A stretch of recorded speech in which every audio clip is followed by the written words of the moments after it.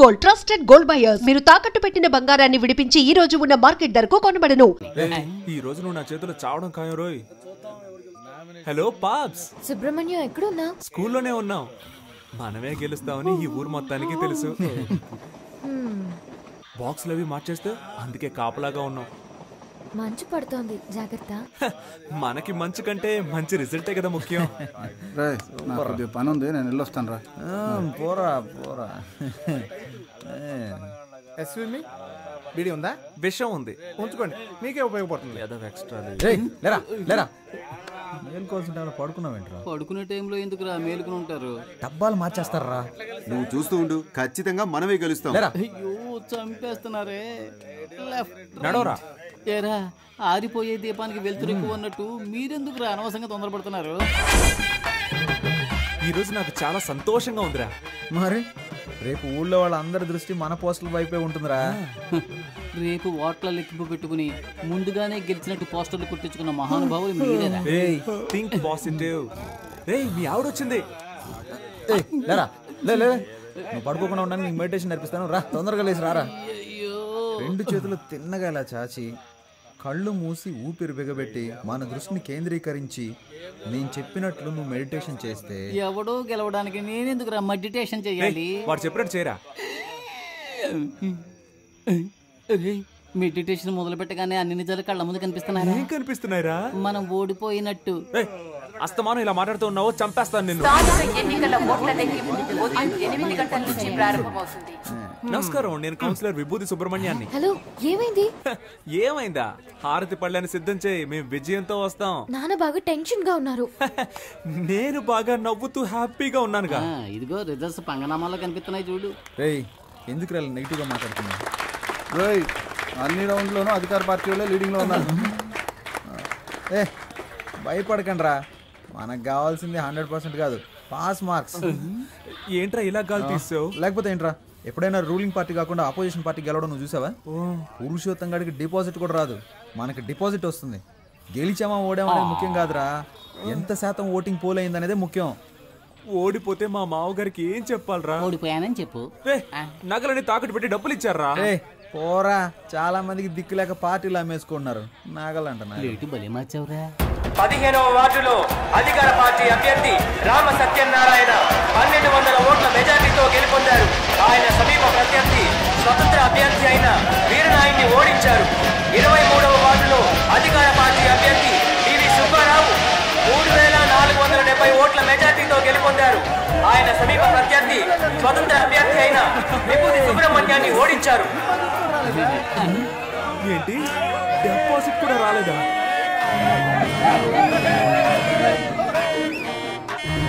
పనికిమాలిన సామెతలు చెప్పి అపశకునంగా మాట్లాడుకో. నా కొడుకు తప్పకుండా గెలుస్తాడు. మీరు ఓడిపోతారని నాకు ముందుగానే తెలుసు. కొట్టు. అసలే వాడు నగలపోయి ఏడుతుంటే నిన్ను చంపేస్తాను రోయ్. రే, ఇప్పుడు మనం రాయల్గా గెలవకపోయినా మనకు కావాల్సింది రాయల్ ఛాలెంజ్. ఓడిపోయే ఛాలెంజ్ ఏంటి? ఏం చెప్పారా? దేశంలో 25 ఏళ్ల నుంచి అనుభవం ఉన్న వాళ్ళే చాలా మంది ఓడిపోతున్నారు. మనం నిన్న కాక మొన్న వచ్చాం, ఎలా గెలుస్తాం రా? ఎన్ని ఓట్లు వచ్చారా? దయచేసి అది మాత్రం చెప్పకండి. నేనేదో కాస్త తేడాతో ఓడిపోయానని సంతృప్తి పడతాను. నన్ను అలా బతకనివ్వండి. రే, అందరూ నన్ను చూసి వెట్టకారంగా ఒక నవ్వు నవ్వండిరా.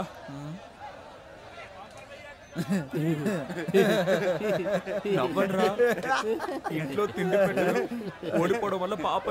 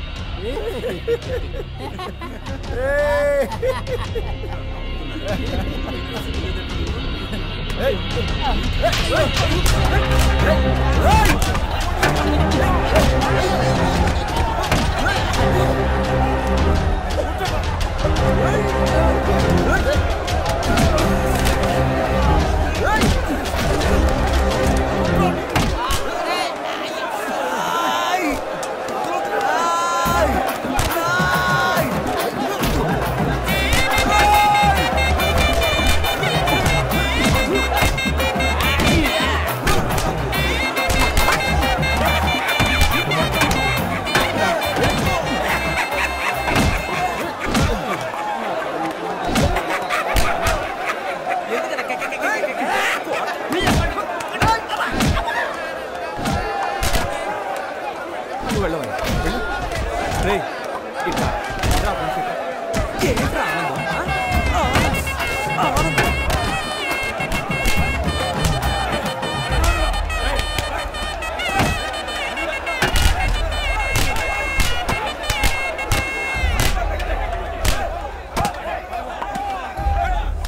చెట్లను పెంచుదాం, ప్రాణాలకి కాపాడుకుందాం. అమ్మా,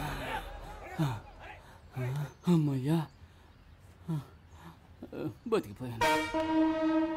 కలిసి గాలికి తిరిగే వాళ్ళంతా స్నేహితులు కాదురా, కలిసి కట్టుగా తన్నులు తినేవాళ్ళ నిజమైన స్నేహితులు. అమ్మా అమ్మా, రేయ్, ఒక 1 hour మనల్ని కుమ్మేసి ఉంటారు. దీన్ని ఎప్పుడు నాకు తగిలించారా? అయిపోయిందిరా. వద్దులేరా, ఫేమస్ అవ్వాలంటే ఒళ్ళంతా పంచర్ అవ్వాల్సిందేగా. పాప, ఏయ్ ఏంట్రా పాపను లవ్ చేస్తున్నంత మాత్రాన పాప బొమ్మను చెడ్డీలు వేసుకు తిరగాల? ఛాన్స్ దొరికింది కదా అని పాపని ఎటకారం చేయకు.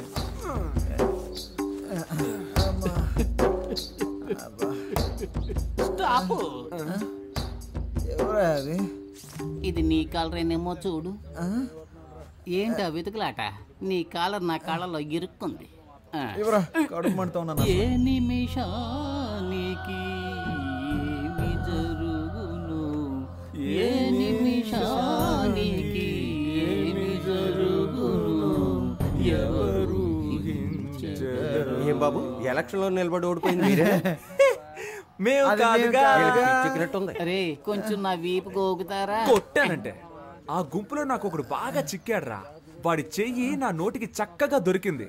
కోరికెంజుడు కొరుకు వాడి నరాలన్నీ చెరుకు ముక్కలా కొరికేశాను. వాడి చేతినేరా నేను చూడగలిగాను, మొహాన్ని సరిగ్గా చూడలేకపోయాను. ఒరే రక్త రాక్షసుడా, ఆ చెయ్యి నా చెయ్యరా, నువ్వే కొరికావా? అంత రాక్షసంగా ఎలా కొరక బుద్ధి అయిందిరా నీకు? అది కాదు మావా, ఆ చెయ్యి బాగా రక్త కొలలా అనిపించిందా, అందుకే ఒక జుర్రేశాను. వీడేంట్రా టార్జాన్ లో వస్తున్నాడు? ఓట్ల లెక్కింపులో మనకు మోసం జరిగిందిరా. నేను వదులుతారా? నేను కనిపెట్టేశాను రా. ఏమన్నావురా? మనం గెలిచాం. అయితే 39 ఓట్లు వస్తే 30 ఓట్లని రాసి అతికిచ్చారా? 39 ఓట్లు వచ్చాయా? నువ్వు ఇంకా బతికే ఉన్నావురా? 39 ఓట్ల. అయ్యో, అందుకే కదరా లెక్కలు చెప్పొద్దు అన్నాను.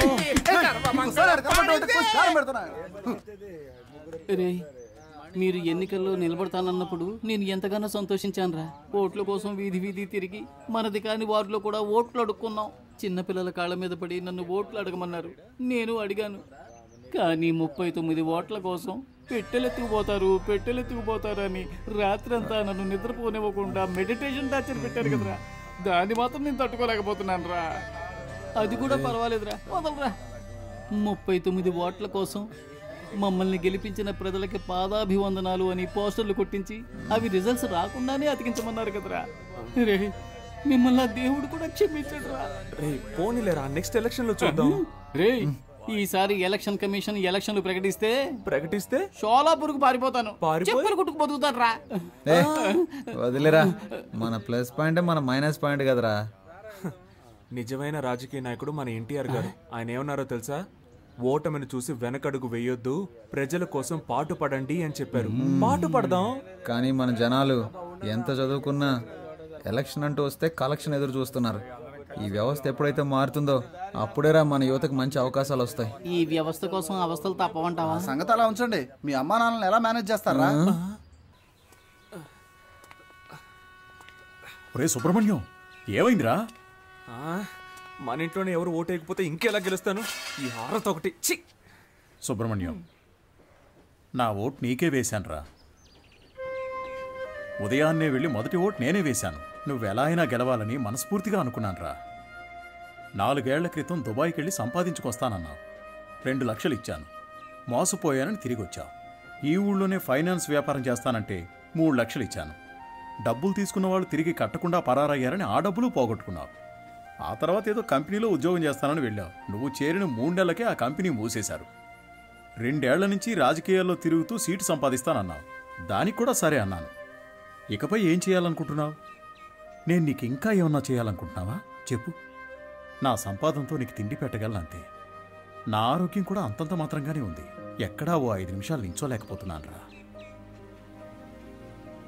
30,000 సంపాదిస్తుంటే 20,000 మందులకే సరిపోతుంది. ఇంతకు మించి నీకెలా చెప్పాలో నాకు అర్థం కావట్లేదురా.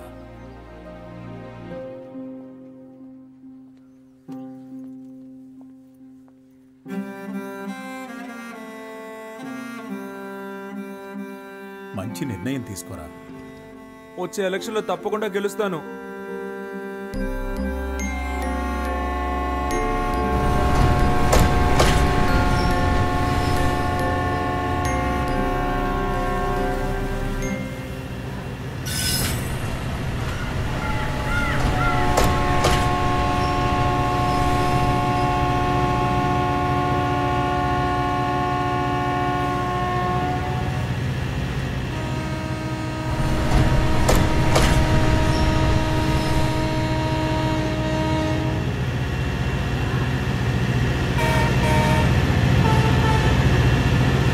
చంపేస్తారు. వాడేమి స్పృహ తెప్పి పడిపోయి చావలేదు, చంపేశారు కదా దరిద్రులారా. రేయ్, అందరినీ కష్టపెట్టి మీరే సుఖపడదాం అనుకుంటున్నారా గాలి వెధవల్లారా? మీ నాన్న సంపాదించి పెట్టాడు, కూర్చుని మెక్కితే సరిపోతుంది అనుకున్నావా? అంతా అనాథ శరణాలయం రాసేసి నిన్ను అనాథం చేస్తాను, గుర్తుంచుకో. నీ ఆస్తి పాస్తులు నాకేం అక్కర్లేదు. నేను ఎందుకు వెళ్ళాలరా? నువ్వే కొట్టాల్సి వస్తుంది. కొడతావా? నాకు నువ్వు అదొక్కటేరా చేయండి, అది కూడా చేసి. అనవసరంగా నన్ను రెచ్చగొట్టదు, మూసుకున్నాడు. నేను మూసుకుని వెళ్ళటం కదరా, దమ్ముంటే నన్ను కొట్టరా. కొట్టు.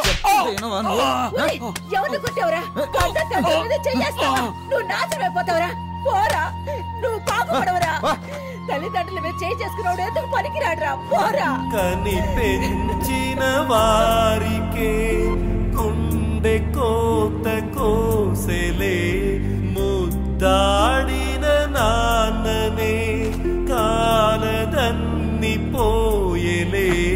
తండ్రిని మించిన ప్రేమను పంచేదెవరు? పిచ్చి కనిపెట్టిందా నీకు? అన్నా ఈరోజు బీర్ కొడతారా? కొట్టాక బాటిల్స్ తీసుంచండి అన్నా.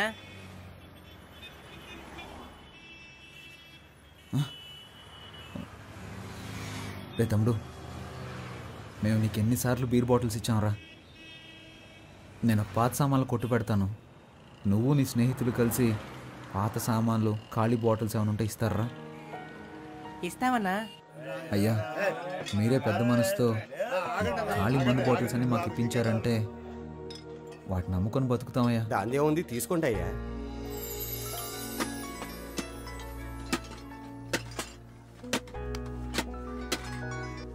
హలో,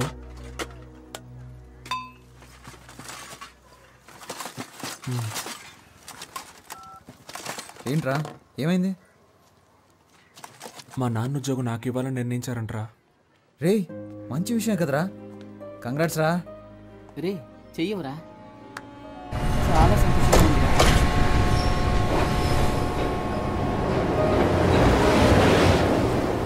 నీకొచ్చిన ఈ ఉద్యోగం ఆషామాషిది కాదయ్యా. మీ నాన్న డ్యూటీలో ఉండగా కళ్ళు తిరిగి పడి చనిపోతే నీకు ఈ ఉద్యోగం ఇచ్చారనుకోకు. మీ నాన్న ప్లాన్ చేసే చనిపోయారు.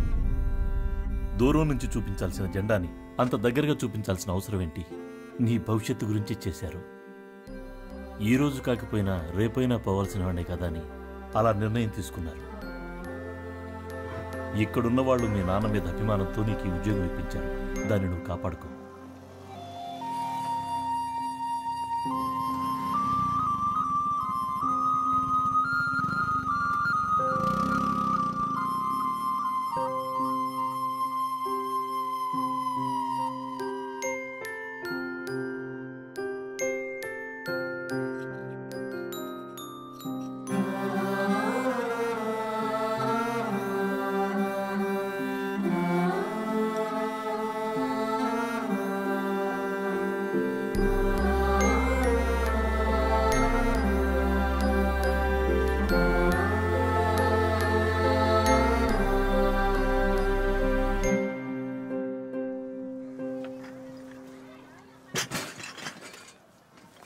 ఇదిగో బాబు.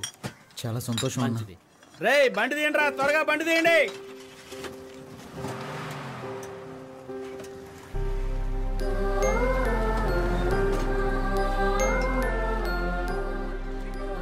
ఒక 15 days నేను మా ఆవిడ హరిద్వార్, రిషికేశ్, హిమాలయాలకు వెళ్దాం అనుకుంటున్నాం. ఆ తర్వాత వారం రోజులు మలేషియా, సింగపూర్ టూర్ ఉంది. లైఫ్ని జాలీగా ఎంజాయ్ చేద్దామని. తర్వాత ఫోన్ చేసి భయ్యా. నేను మీకు కట్టాల్సిన బాకీకి ఇది అడ్వాన్స్ 25,000 రూపాయలు. ఇక వారం వారం ఇస్తూనే ఉంటాను. నీ డబ్బులు నాకు అవసరం లేదు, తీసుకెళ్ళి బాబు. ఏ ఫోన్ చేసి వడ్డీ కట్టాలి అది ఇది అని నన్ను షంటడానికా? ఎవ్వరి డబ్బులు నాకు అవసరం లేదు. బ్యాంకులో 7 లక్షలు డిపాజిట్ చేశాను. నా పేరు మీద, మా ఆవిడ పేరు మీద 5 లక్షలు ఇన్సూరెన్స్ చేయించాను. నా కూతురికి 125 కాసుల బంగారం 5 లక్షలు దాచుంచాను. ఇది చాలరా దాని పెళ్లికి. నువ్వు అనుకున్నట్టు ఈ ఆస్తంతా మా నాన్నో తాతో ఇచ్చింది కాదురా, కష్టపడి నేను సంపాదించింది. కొద్ది కొద్దిగా కూడబెట్టింది. తల్లి తండ్రి లేకపోవడం వల్ల మా మామయ్య నన్ను 200 అమ్మేశాడు. ఆ 200 కోసం 10 ఏళ్ల నుంచి 20 ఏళ్ల వరకు బానిసత్వంలో బతికానరా.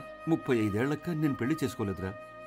వాడి కాళ్ళు వీడి కాళ్ళు పట్టుకుని, పొట్ట చేత పట్టుకుని బడ్డీ కొట్టు, కిరాణా కొట్టు, హోటల్ అంటూ ఏవేవో వ్యాపారాలు చేశాను. ఆఖరికి ఏదీ కలిసి రాలేదు.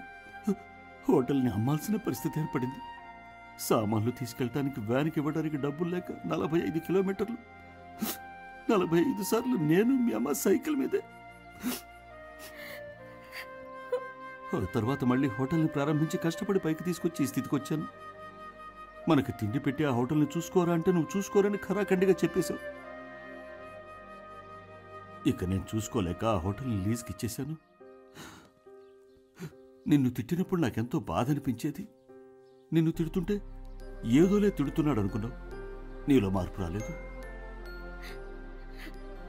చిన్న వయసులో నువ్వు ఏడుస్తుంటే జోకర్లా నీ ముందు ఏదేదో చేసేవాడిని. అప్పుడు నన్ను చూసి నువ్వు పక్కపక్క నవ్వేవాడివి. అప్పుడు అందరూ అనేవాళ్ళు, చూడండ్రా ఈ బఫూన్ తండ్రిని అని. నన్ను చూసి నవ్వేవాళ్ళు. వాళ్ళెవ్వరి గురించి నేను పట్టించుకోలేదు. నా కొడుకు ఎప్పుడూ నవ్వుతూ ఉంటే చాలు అని నేను కోరుకునేవాడిని. ఇప్పటికీ నేను నటిస్తూనే ఉన్నానురా. ఎందుకంటే నీకు జ్ఞానం వచ్చి ఎప్పటికైనా పౌరుషం పెరిగి నీలో మార్పు రాకపోతుందా అని.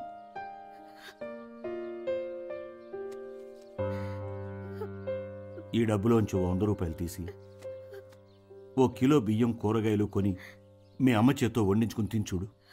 ఎంతో బాగా నిద్రపోతావు. ఎందుకంటే ఇది నువ్వు కష్టపడి సంపాదించిన డబ్బు. నీ గురించి నాకు దిగులు లేదు. ఈ ఊళ్ళో ఎవరెవరు నన్ను కమెడియన్, బఫూన్, విలన్ అని అన్నారో వాళ్ళందరి ముందు తలెత్తుకుని గర్వంగా నడవగలను. ఈ డబ్బును తీసుకెళ్ళు, బిజినెస్ బాగా అభివృద్ధి చేయి. Good time started. Fish market కి బొమ్మిడాయిలు అవి ఫ్రెష్ గా వచ్చి ఉంటాయి. నేను వెళ్ళి తీసుకొస్తాను. Please subscribe to iDream. Please subscribe to iDream. Please subscribe iDream. And please subscribe to iDream. For more videos, subscribe to iDream. Please like, share and subscribe to the channel. Congratulations, iDream. Subscribe to iDream. Subscribe to iDream. So subscribe to iDream Media. iDream ki iDream team andarki huge congratulations. Please subscribe iDream Media. Please subscribe to iDream. Subscribe iDream. Please subscribe to iDream. iDream అంటే నా కళల channel subscribe చేసుకున్న నోరు తిరుగుతలేదు. మీరైతే గంట గుర్తు కొట్టండి. For more such videos, please subscribe to iDream. Subscribe to iDream. Please subscribe to iDream. Please subscribe iDream Media. Please do subscribe to iDream. Please subscribe to iDream Media. For best entertainment and information, please subscribe iDream. And don't forget to subscribe to iDream.